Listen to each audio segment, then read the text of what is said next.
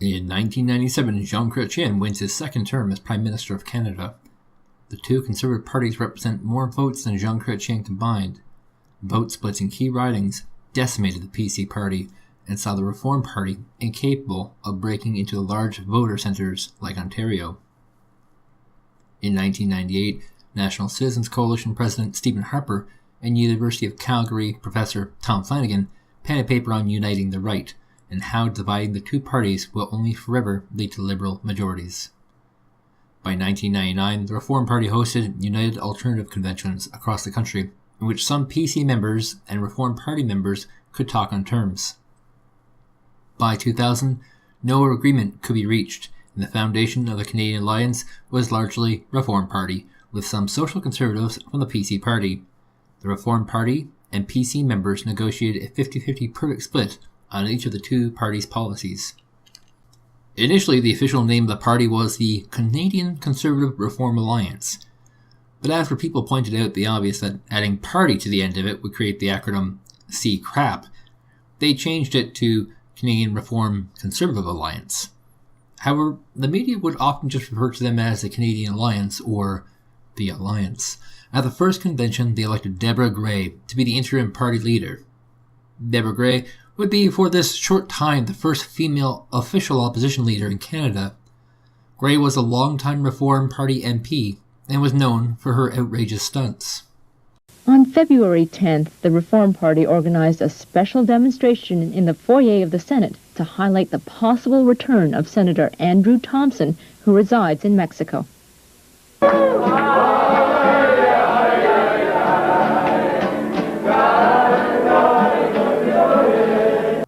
At the Alliance Convention, Stockwell Day was made leader, successfully defeating Reform Party leader Preston Manning.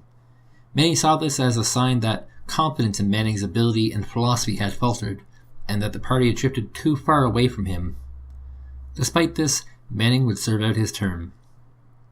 To change the balance there, to put the rights of victims of crime, law-abiding citizens, ahead of those of criminals through tightening up the Young Offenders Act, the parole system, a Victims' Bill of Rights, focusing on criminal use of firearms rather than simply gun registration, quality of life elements.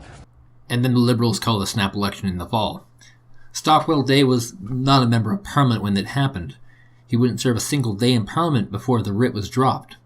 Stockwell Day was a member of the Alberta PC Party and started off as Minister of Labour in 1992. As Minister of Labour, he was successful in negotiating a 5% reduction of pay from unionized workers and had the lowest number of strike days of any of the provinces. It is difficult to describe how unprecedented this is in Canadian history. People have successfully negotiated wage freezes, but never a reduction. Day was able to use the threat of deeper privatization to bully unions into agreeing to taking less money. When he presented the data and presented the value, unions agreed. Albertan public service was overpaid. Today, you would never see a declaration like that. Such a declaration would have a union head removed from their post. You gave me the wrong form? I spent the night in jail. They impounded my car. I don't know how you justify a bill like this for services like that. Sorry, sir. It's just the cost of doing business. The cost of doing business? I'll show you the cost of doing business. I'm going to talk to my MLA first thing in the morning. Oops. Did we forget? We've been privatized.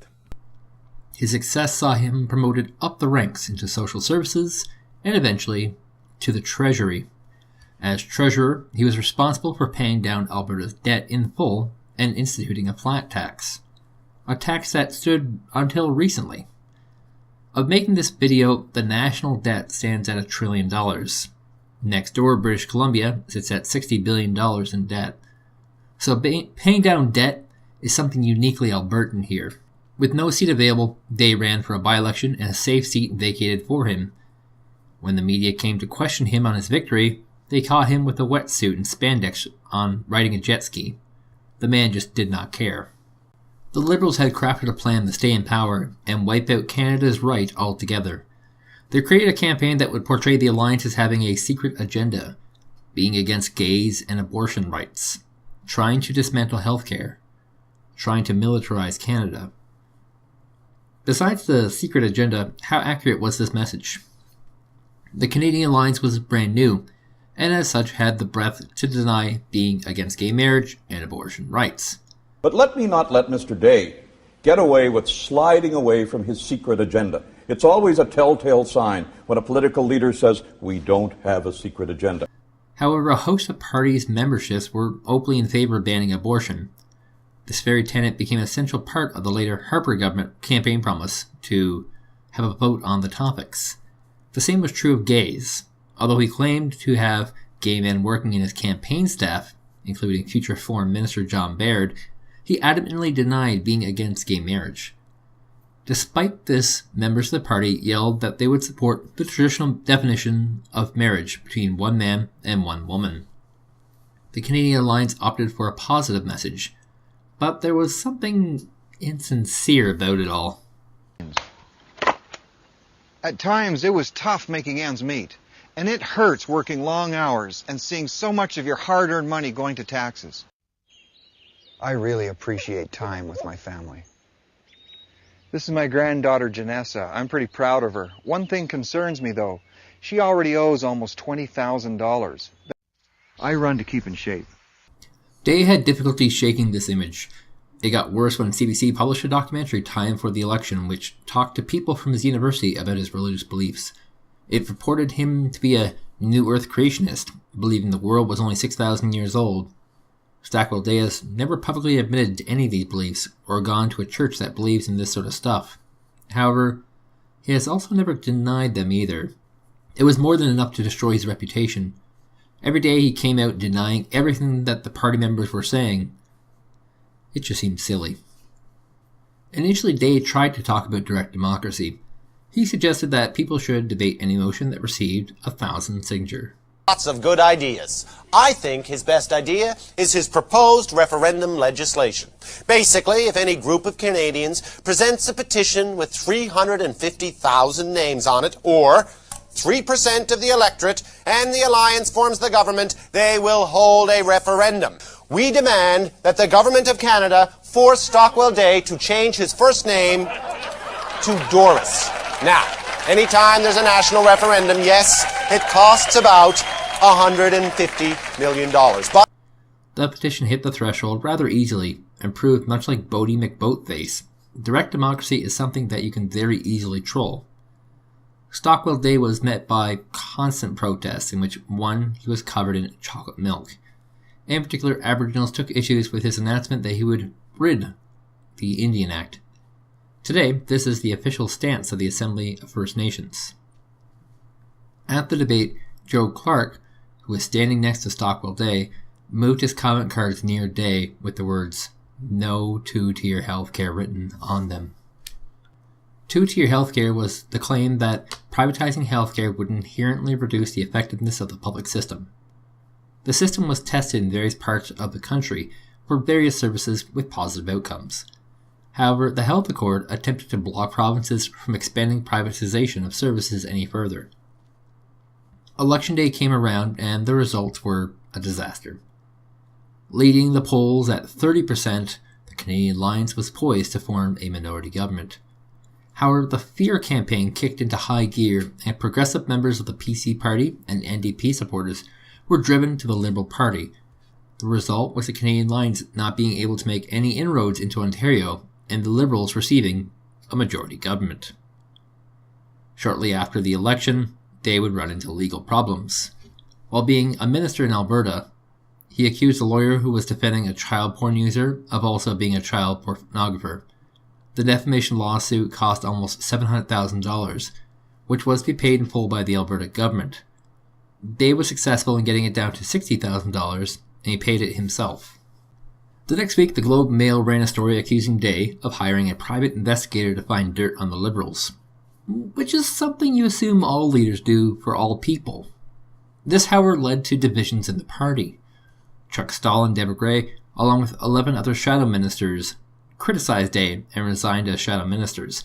They formed their own independent caucus in the House.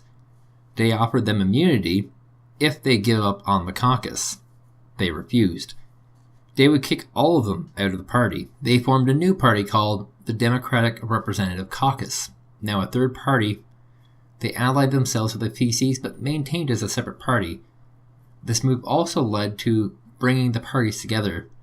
Now, former Reform Party MPs and PC MPs were working together for a common cause. At the next convention, they voted to remove Stockwell Day as leader. Stephen Harper came forward to become the interim party leader. Stephen Harper was Preston Manning's heir apparent. Representing a lot of Manning ideology and having been groomed by Manning himself, Harper had spent almost a decade working outside of the party for the party.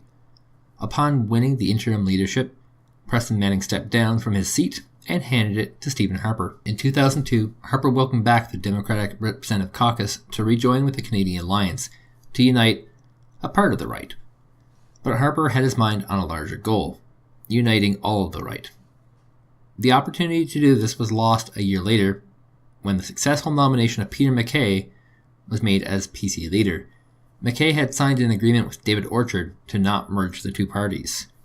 6 months later, MacKay entered negotiations with Stephen Harper for uniting the right.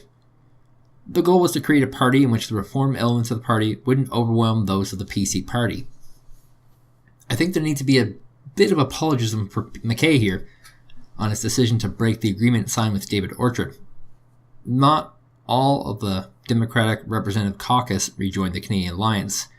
In fact, 2 went to the PC party. 2 by-election wins by the PCs placed them with 15 members of Parliament. Joe Clark wanted to unite the right, but he wanted to do it under his terms.